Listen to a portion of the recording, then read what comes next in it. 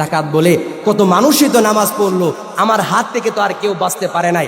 এই কথা বলিয়া ওই ব্যবসায়ী নামাজের মধ্যে দাঁড়ায়া গেল, সূরা ফাতিহা পড়লো, আর কোনো আয়াত মুখ দিয়ে বের হয় না, কোরআনের কোনো আয়াত মুখ দিয়া বের হয় না রে। হঠাৎ করে একটা আয়াত বের হয়ে গেল, আম্মাই, যারা পারেন পড়েন, আম্মাই ইউজিবুল মুত্তাররা ইযা দাআ। মারহাবা।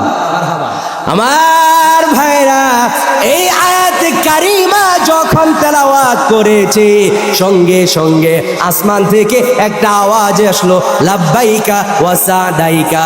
আরে আল্লাহর বান্দা, কেন আমাকে ডেকেছো? ওই ডাকাতের বুক বরাবর বর্ষা দিয়া রে আঘাত করলো, সঙ্গে সঙ্গে ডাকাত জমিনের মধ্যে পড়ে গেল, জায়গাটা আগুনে দাউ দাউ করে জ্বলে গেল। ওই ব্যবসায়ী যখন নামাজ শেষ করলো, জানতে চাইলো, ভাই তুমি কে? এই বিপদের সময়ে কে, কিমনে তুমি আমাকে সাহায্য করলে?